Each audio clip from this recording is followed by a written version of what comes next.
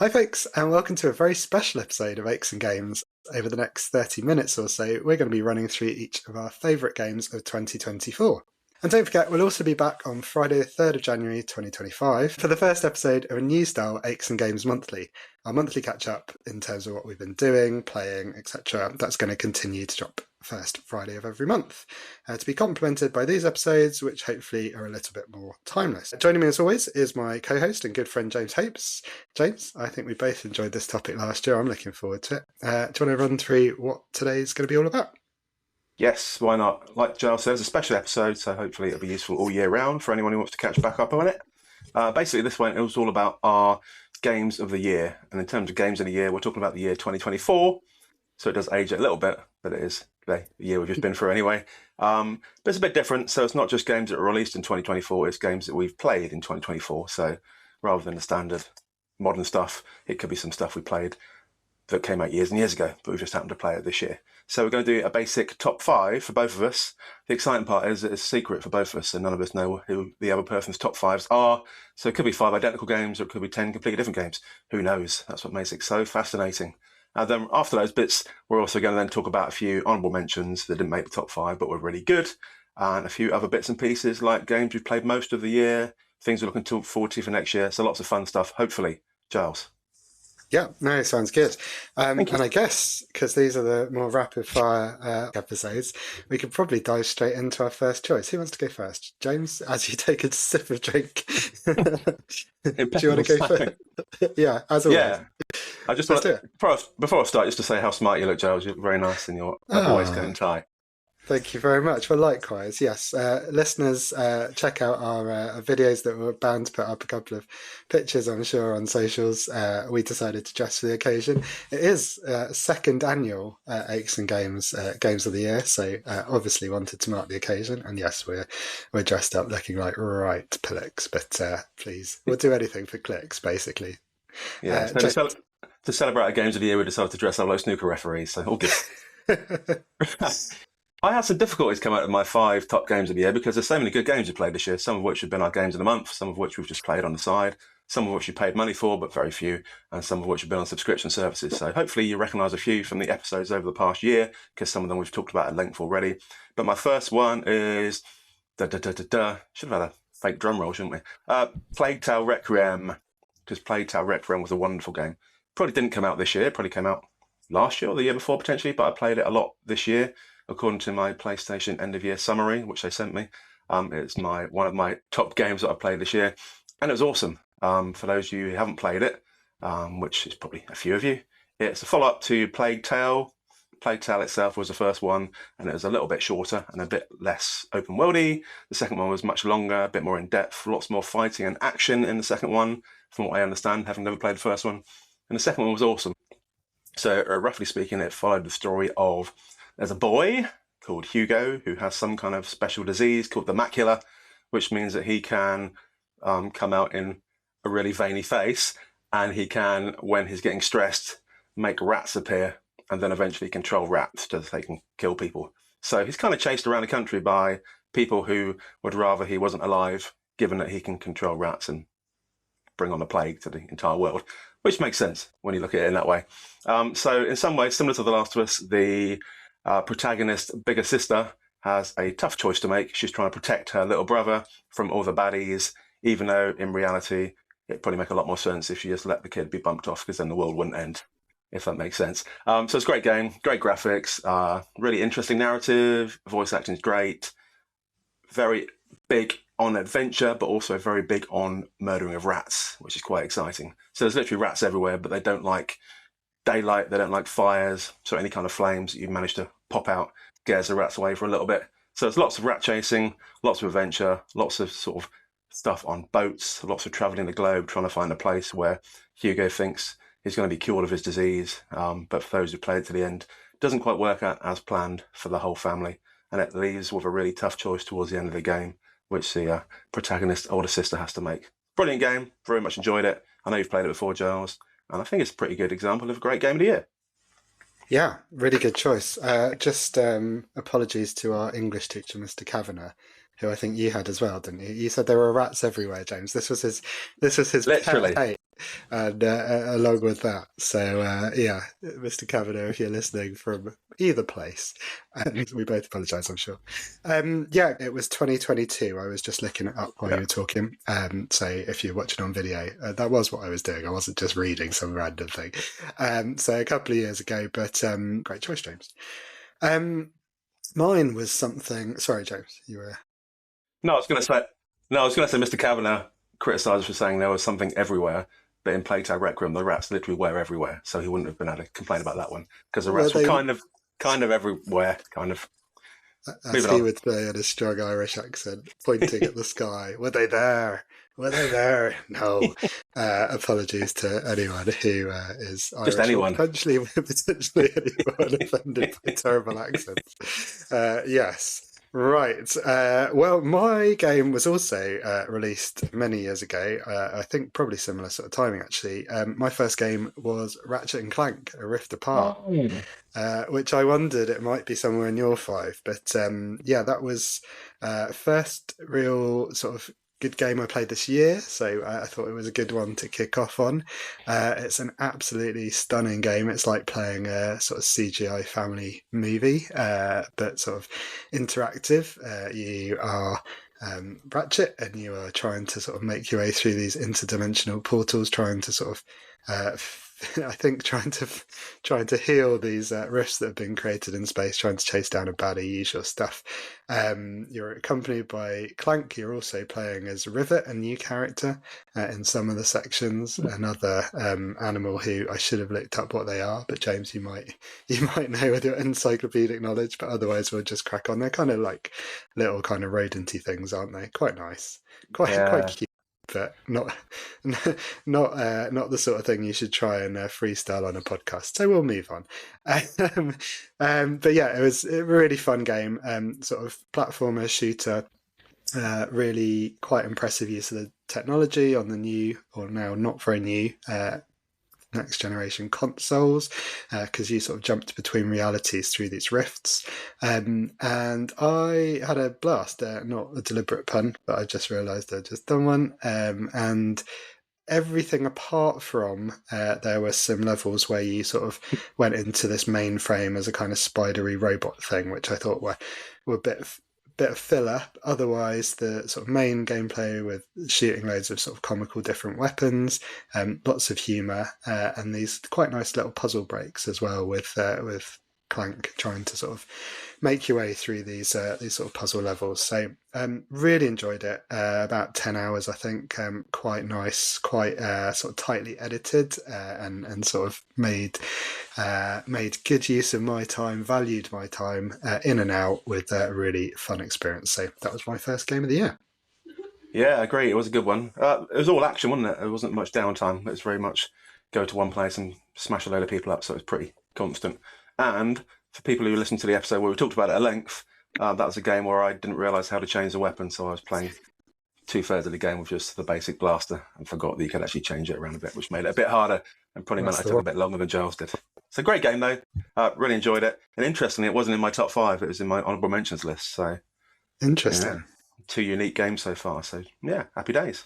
Shall I do my next one, G? While you're supping away? Wonderful.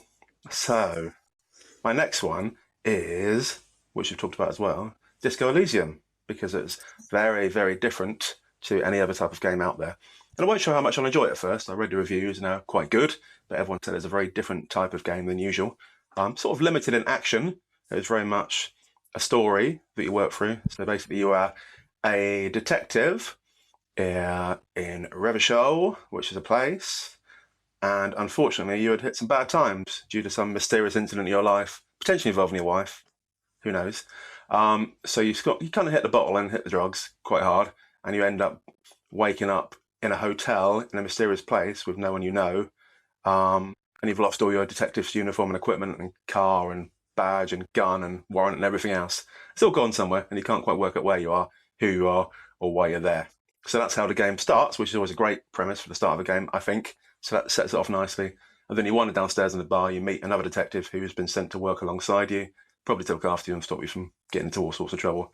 And you then spend a good few hours going through different adventures trying to solve this big crime, which involves the hanging of a very large man. So there's lots of union type stuff, lots of political type stuff.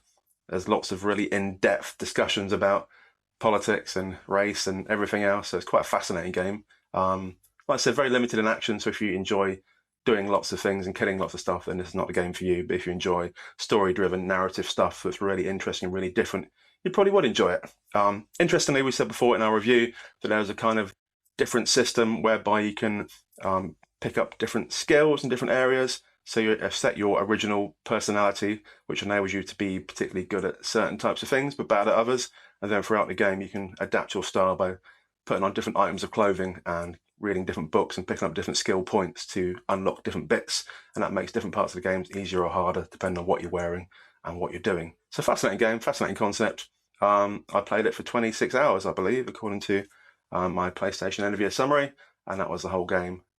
The ending was a bit weird. For those who have played it, you'll appreciate it was a bit weird at the end.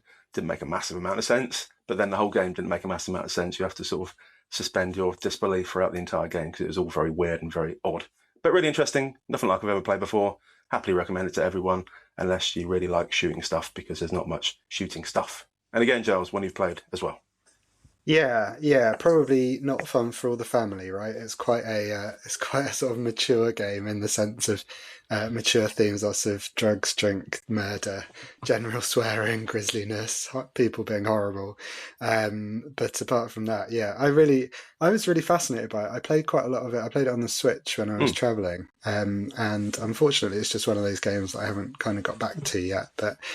Maybe in 2025 I'll sort of pick it up again. I was probably about 4 or 5 hours in, I think, and really I could see the appeal and enjoyed it. It's just a really deep, layered, interesting story, and yeah, like nothing I've played before either. So good choice. Very dark. Like we said at the time, lots of our games we played this year have been very dark, and that was certainly very dark. Yes, yeah. We do have some light, but my next one, in fact, most of my choices now are quite dark. Ratchet and Clank, that was a fun family option. Yeah. Next one literally was quite dark because it was our first game of the month. It was Animal Well. And this was, I was umming and ahhing about including this in my top 5. Again, James mentioned, we'll cover some honourable mentions. It bounced in and out of my 5 over the course of the last few weeks as I was thinking about it. But number 1, it was our first game of the month. And after Hannah suggested we do something else, I think we both played Ratchet and Clank early in the year and had enjoyed sort of comparing thoughts about it. And so she suggested that we pick a game each month, and we've done so ever since. Animal Well was our first, so it has some fond memories for me for that. But also, it was just a really good game. Very sort of retro style. So you could, I think you said in the episode when we talked about our thoughts that it was sort of almost something from the Spectrum days. You could imagine playing it on the Specky visually, and then it's got very cool atmospheric but very basic sort of soundtrack that sort of echoey, cavernous kind of and slightly electronic sort of soundtrack going on in the background really filled in the blanks for a game that had literally no story. I think you just start in a cave or presumably a well with lots of animals around, so very very clear what the title was about, and just the sort of game where you were given no kind of guidance. Initially I thought, what the hell's going on? I then went through a proper bell curve of feeling like I'd got it and cracked all these things and these sort of little puzzles and secrets and finding these things out by experimentation. Can I do this with this item? Oh yeah, I suddenly can. That feels pretty good and empowering.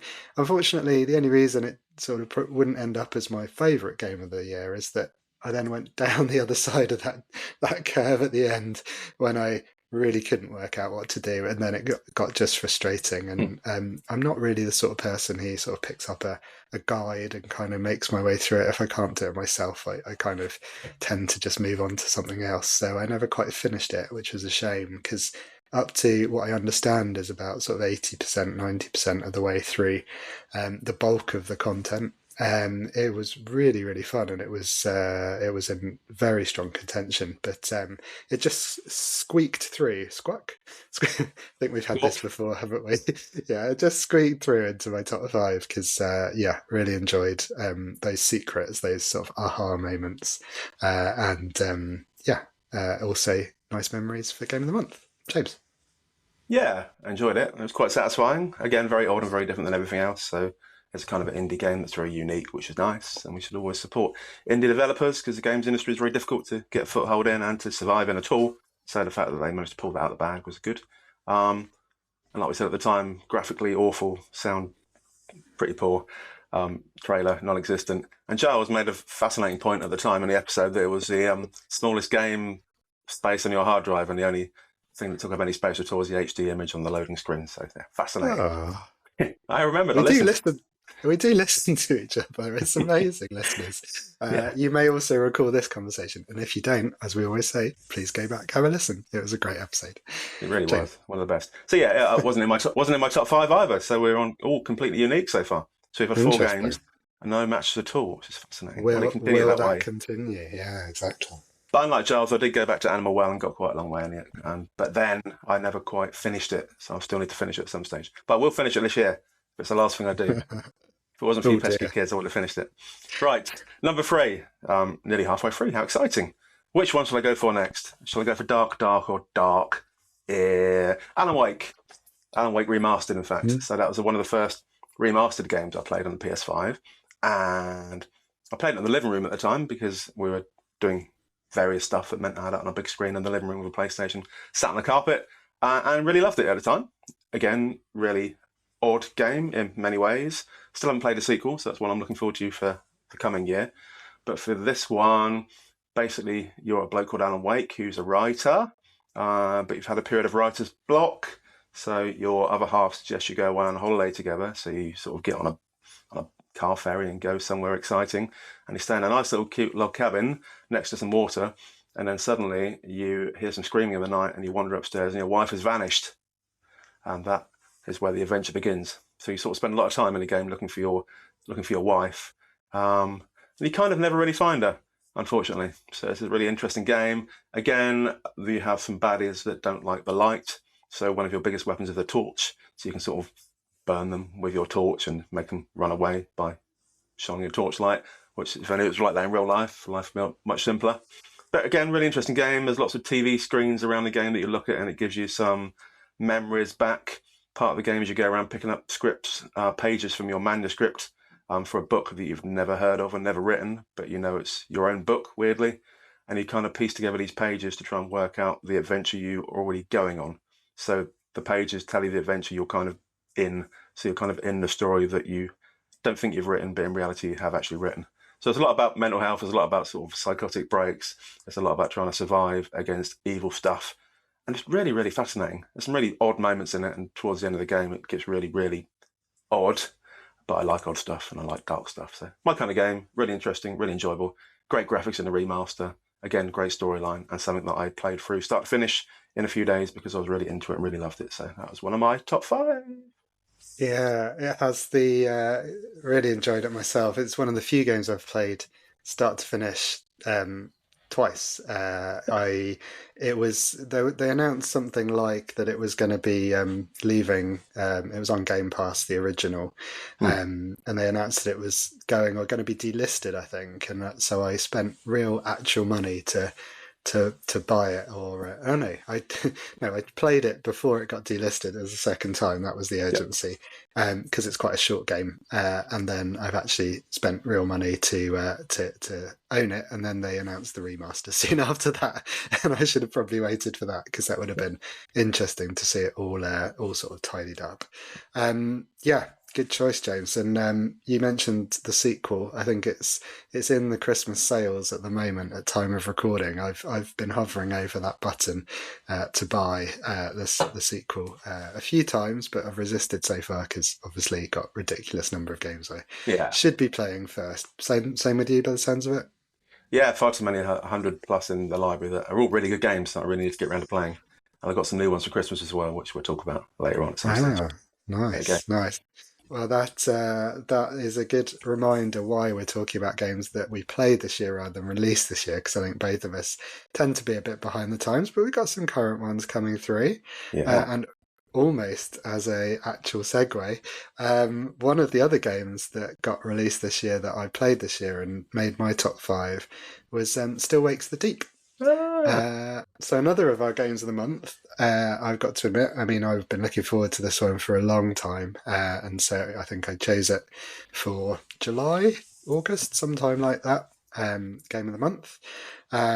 So it is, maybe rudely referred to as a walking simulator. It's by the Chinese Room, a Brighton-based developer who did lots of other similar types of games, which I've suddenly gone blank on. Probably Dear Edith or Gone Home or something like that. Dear Edith? Dear Esther? Something like the that. rest, yeah. Yeah. The Daravina Finch, you're getting the confusion. Yeah, I mean, presumably the diary. Oh no, Yeah. the diary wouldn't start Dear Edith unless she's writing to herself. It's all, I'm not a literary man. Yeah. Anyway, back to Still Wakes the Deep. This was set on an oil rig, I think was it in the 80s, sort of off the coast of Scotland. Very atmospheric. I loved that as a sort of film guy. Reminded me very much of Alien, the first one. Die Hard, there was some sort of crawling around in vents that made me feel very John McClaney, and just the sort of the details of the oil rig that you're on.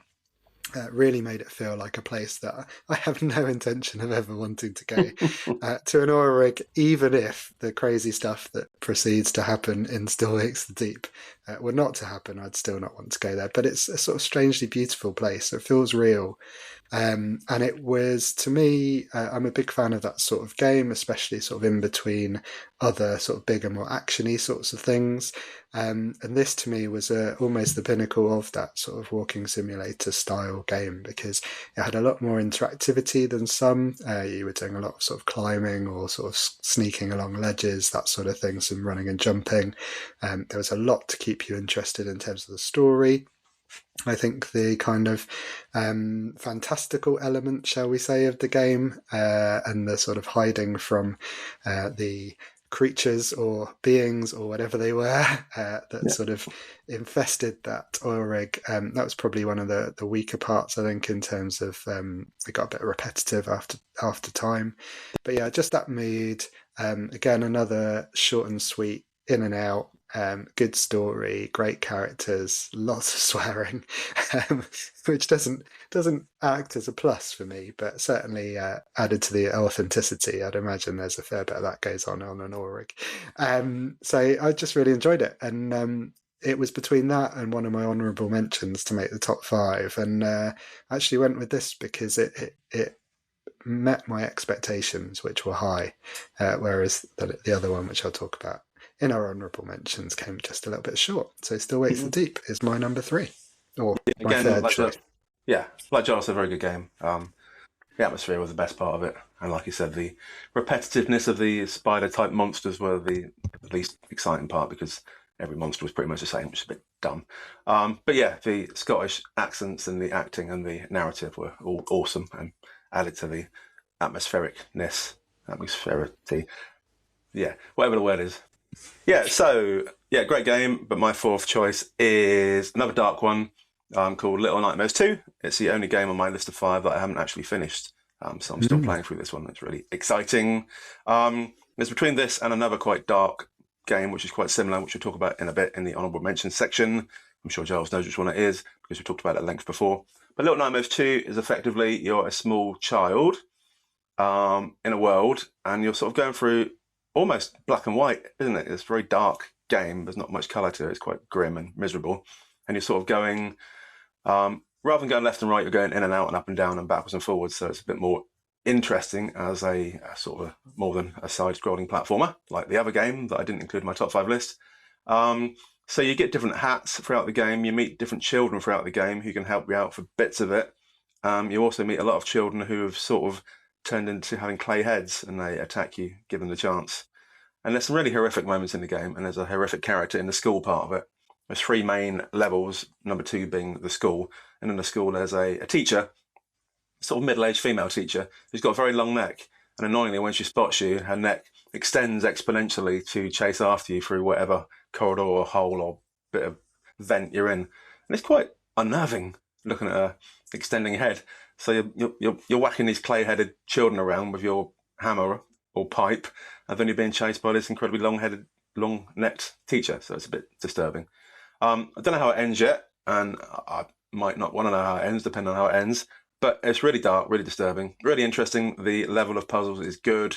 You try and work out a lot of things as to how to get out of the room you're in into the next room.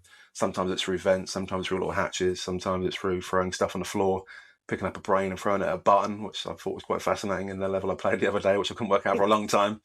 So there's loads of really fascinating bits. It's good that the second person gets involved now and again, so you can sort of two-team some bits of it.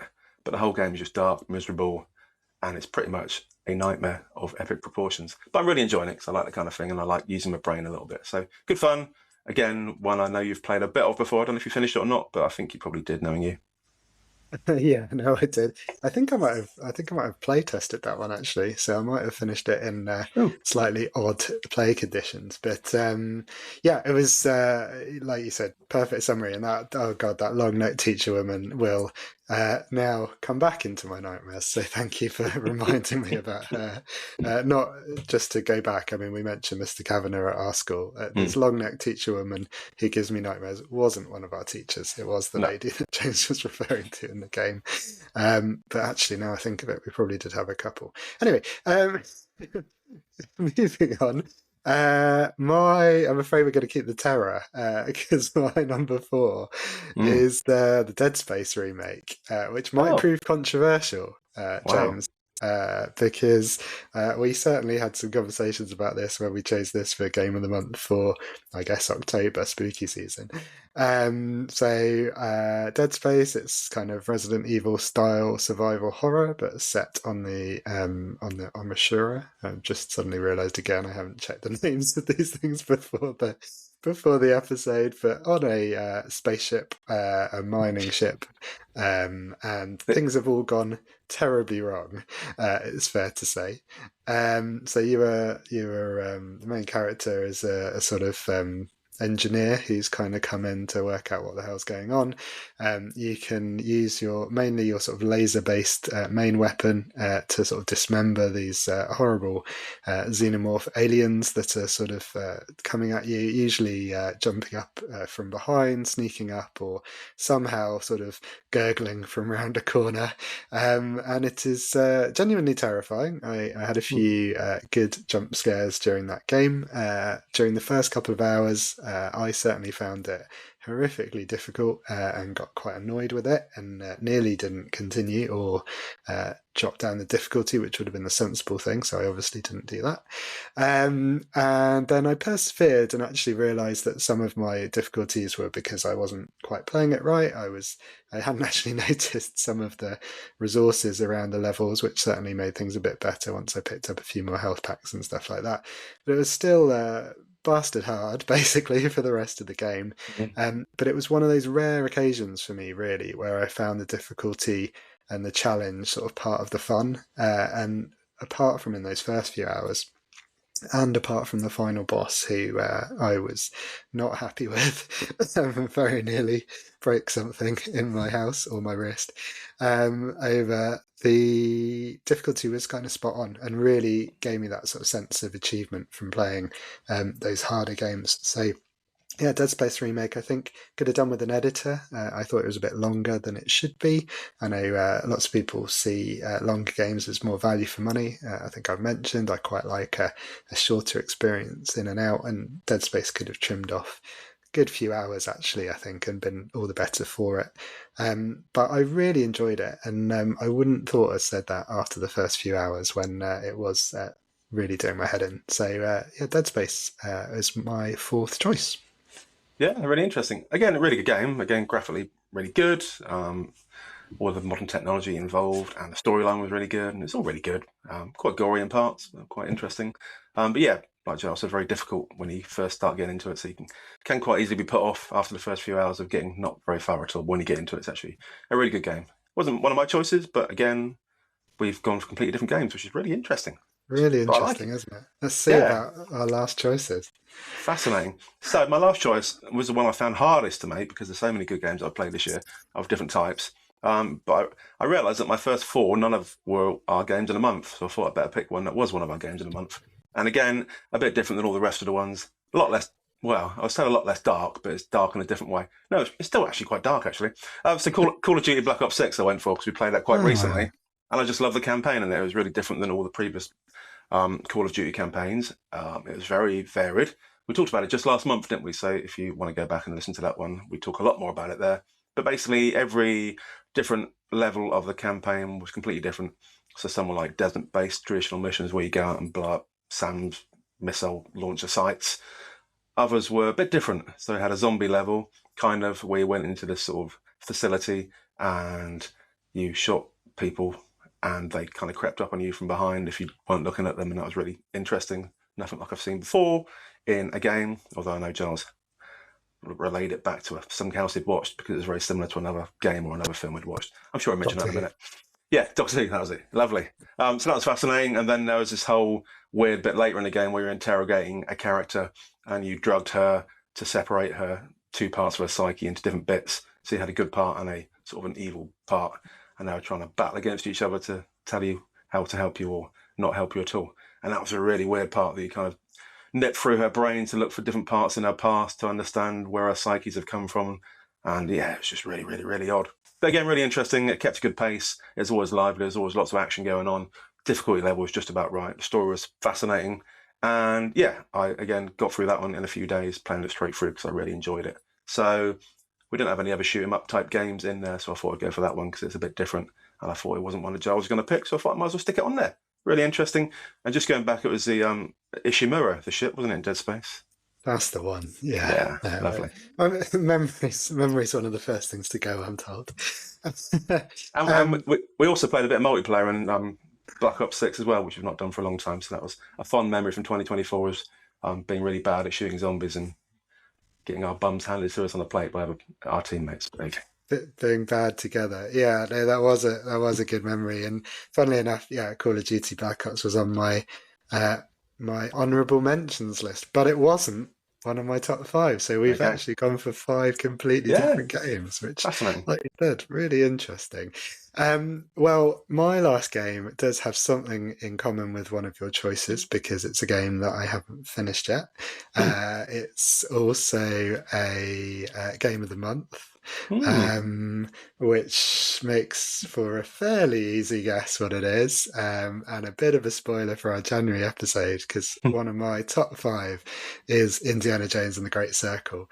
Um, Now I'll go into more detail. We will do the sort of January episode fairly shortly after this run through. But for those of you listening in the future or just tuning in to our summary here, Indiana Jones and the Great Circle for me was, I mean, I'm a big Indiana Jones fan, enjoyed the movies. It's funny actually watching them again with Hannah fairly recently. They maybe don't stand up quite as well as I thought they did, even the original trilogy. I know, sacrilege. But that sort of kind of stupid sense of adventure, the comedy in it in the films is perfectly replicated, I think, in the Great Circle. You know, some fairly broad sort of slapstick when Indy's fighting one character and accidentally knocks out another one behind him, that sort of thing. That is mirrored very much in the game. But for me, it was just more about it's a real sort of proper trotting adventure, and I've just been having an absolute blast. I understand probably about three quarters, if not a bit further through the game, and so I did wonder about whether it's fair to include in the top five, because you know. It's only right that we kind of play these things through. But I've just had so much fun with it. It's made me laugh. I've had some really sort of thrilling set pieces. The puzzles, I've really enjoyed some of the puzzles. It's not perfect, certainly, and I think there's a couple of things that they could improve on in what is almost an inevitable sequel now, because I think Lucasfilm are very happy with the performance. The makers, they've done really well. It's sold well. It's done good numbers on Game Pass. But it is a full-on Indiana Jones simulator. You know, first person was a bit of a bit of a gamble, I think, a bit of a controversial choice. I think it works personally. Open world sections, I think, are a bit mixed, if I'm honest. The Vatican was really good fun for me. I'm not so sure about the sort of area that follows that. But generally, again, getting into the weeds here, so generally, in terms of the game, it's just got that real sense of fun.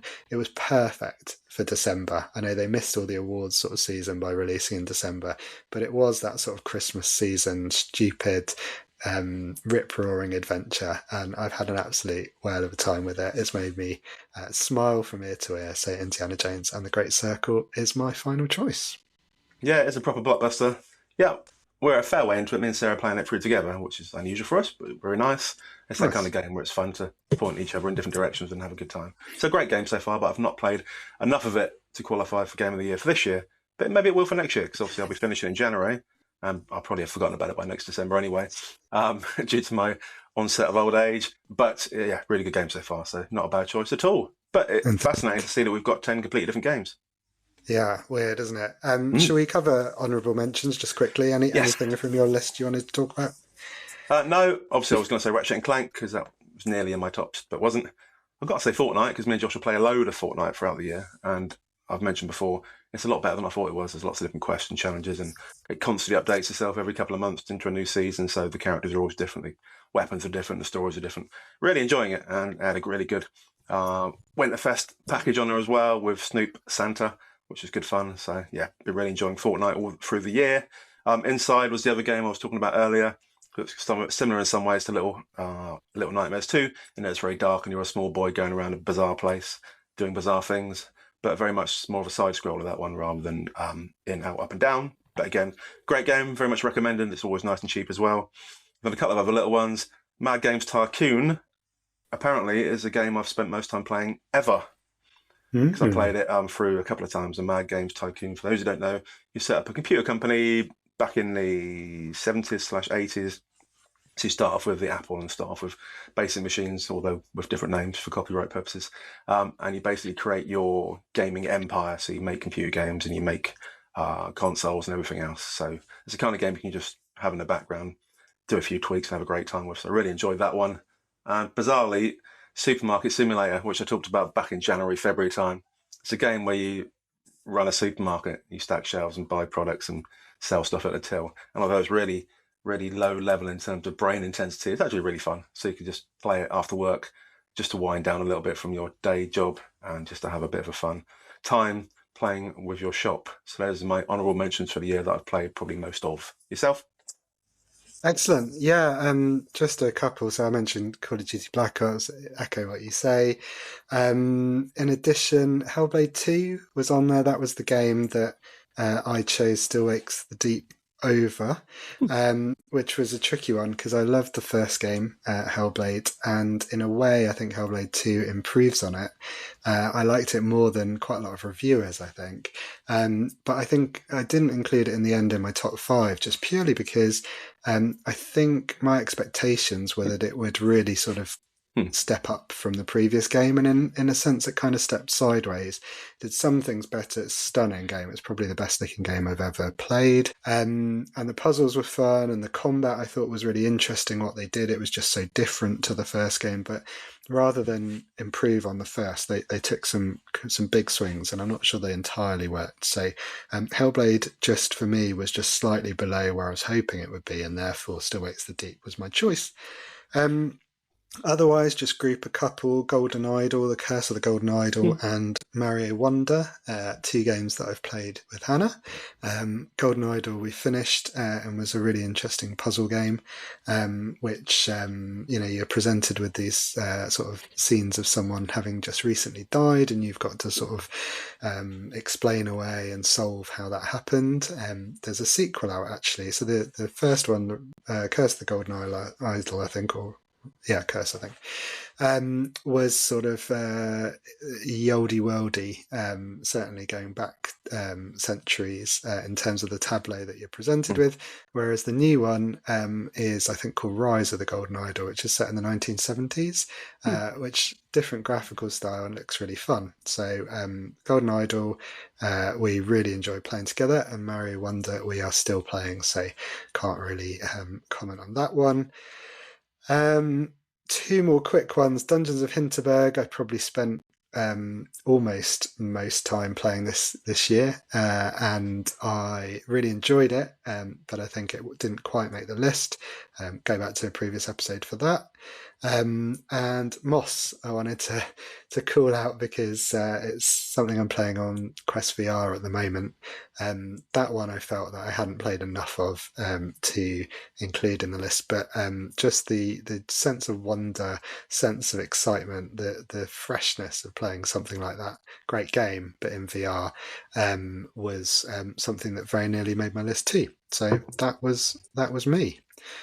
And James, you mentioned game most played ever was the Mad Games Tycoon. Does that mean that was your most played game of the year this year?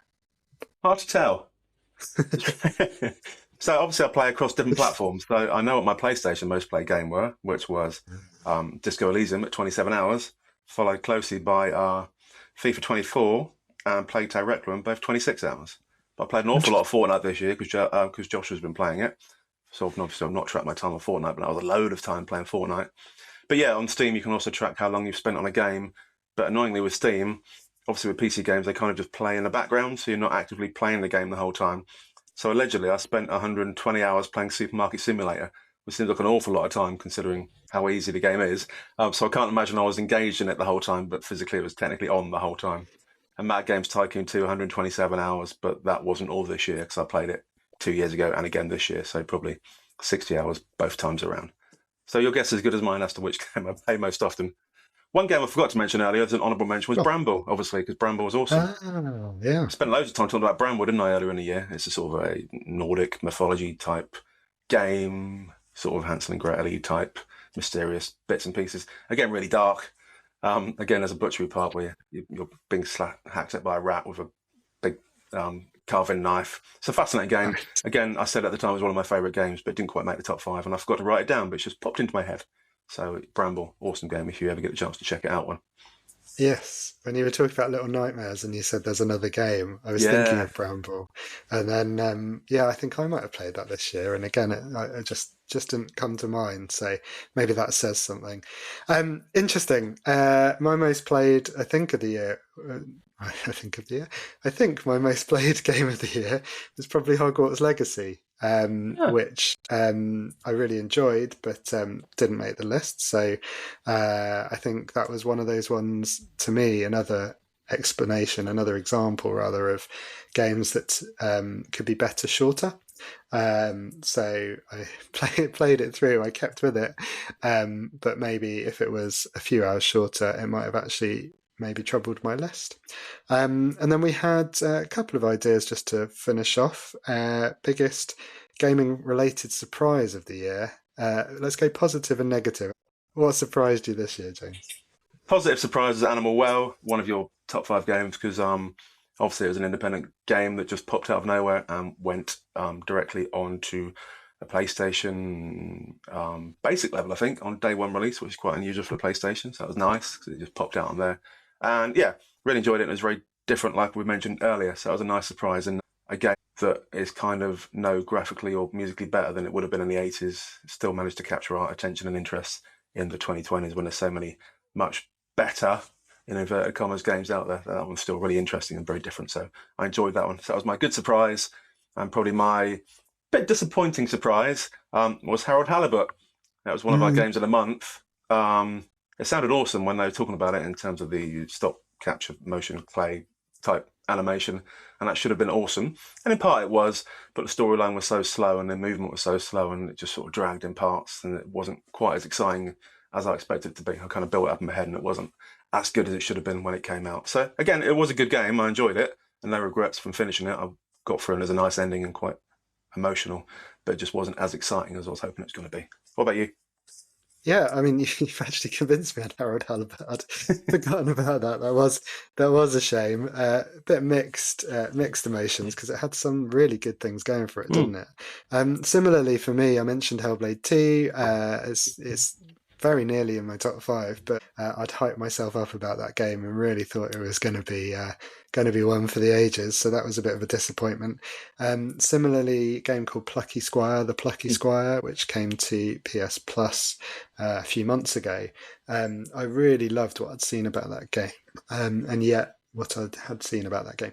But the first few hours with it really were a bit of a grind for me. So I've bounced off that one. I'll talk about that a bit more in January's episode.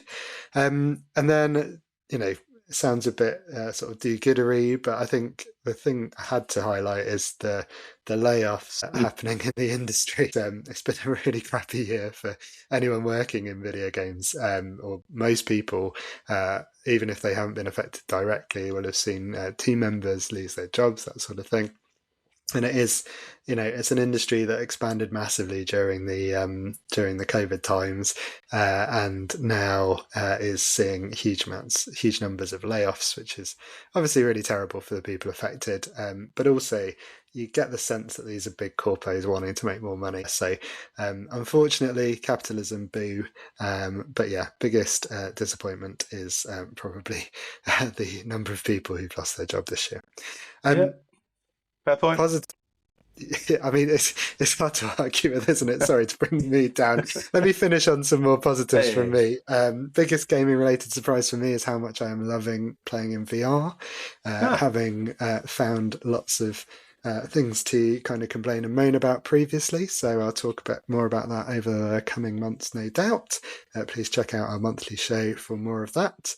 I bought a VR headset. I didn't think I ever would again. So that was my biggest surprise, and I'm loving it. And then we also said, let's finish on our most excited to play 2024 release, rather. I've written it down wrongly in my notes, which confused the hell out of me. But a game that came out this year that we're most excited to play. I'm going to jump in, James, and let you finish the episode if that's okay. Cool. For me, it's Astrobot. And we talk about Joy. It's won some awards. It looks great. I loved the VR game. That was really my best VR experience on PSVR, I think. And it just seems to have brought so much joy to so many people. Astrobot is definitely top of my list of things to pick up in a sale, or hopefully, if it were to come to a subscription, to play next year. How about you, James? Yeah, I had Astrobot on my list as well because it's all bound to be awesome. We also had the original Astrobot when the PS5 came out, and that made good use of the wonderful PS5 DualSense controller. It is called DualSense, isn't it? It is, yes. Yeah, good. I got that wrong many we times. We do this every time, yeah. Could be something else. Oh, DualShock was the other one, wasn't it? Yeah, DualShock, DualSense, lovely. All dual. Apart from that, Silent Hill 2, I got that for Christmas from my father-in-law in real life, using real life money. So it's actually on a disc. I can put it into a hole and it does some stuff. So fascinating. Again, Silent Hill 2, I wanted to play for a little while because there was lots of build up to it. Obviously, it was a sort of a remaster of an old Silent Hill game from many, many years ago. The trailers looked really good for a while, and then the trailers looked really awful in terms of the graphics for a while. So we were sort of debating whether it was going to actually be any good when it came out. But since then, when it came out, the reviews have all been good. It was on the list for Game of the Year for lots of different games awards, and it looks really good as well. Obviously, very dark and atmospheric, and lots of bad stuff going on, which is my kind of game apparently, even though I'm quite a happy person in real life. No idea why. So I'll be whipping that one out in the new year, or once I unwrap it from the cellophane. So that was one big one. But also, looking at the Game of the Year stuff, which I'm sure we'll talk about again at some stage in the near future, there's a game called Metaphor ReFantasio, which is kind of a Japanese role-playing game type thing, sort of a fantasy type one. And I'd never really heard of it, to be honest, until I looked into the Game of the Year stuff, and it looks really good. The reviews have been really positive. Looks like a fascinating story. So not the kind of thing, sort of JRPGs that I've got into before, but I'm quite keen on giving that one a go in the new year as well. And obviously that came out this year. Those are mine. Any others for you? Fantastic. Yeah, too many to mention, and I haven't written any of them down, so I'm gonna wrap it up. Those are our top 5 of the year. If you agree, disagree, anything that you think we should get round to playing ourselves, please let us know. What were the things you played that you really enjoyed this year? Again, we'd love you to get in touch on @AchesandGames through our email address, which is achesandgamespod@gmail.com, Facebook page, all the usual stuff. And we hope you enjoyed this first special episode. We'll be back every first Friday of the month with our monthly catch-up, more regular episodes. And these special episodes will be roughly maybe sort of 4 to 6 a year, just when things sort of come up. We hope you join us for those. James, any last words of wisdom before we get out of here? No, just to reassure you that we won't always be wearing a tie and a waistcoat for every episode, but we might do, depending on what the topic is. Yeah, we've only got one and it doesn't fit at all anymore, hence why you can only see the head and not the bottom half. So there we go. So yeah, I've enjoyed it. Always nice to look back every now and again. Always a strange time of year, coming up to New Year's, looking at how things have gone in the last year and working out what's going to happen next year. Lots of things you can't possibly predict based on the last few years, but hopefully it's going to be a good one for everyone. And hopefully another great year for new games coming out. And lots of good stuff to talk about on the monthly podcast. So yeah, I've really enjoyed it. So thank you very much, everyone, for listening. Wise words. Take care, everybody. See you Cheers. first Friday of the month. Bye.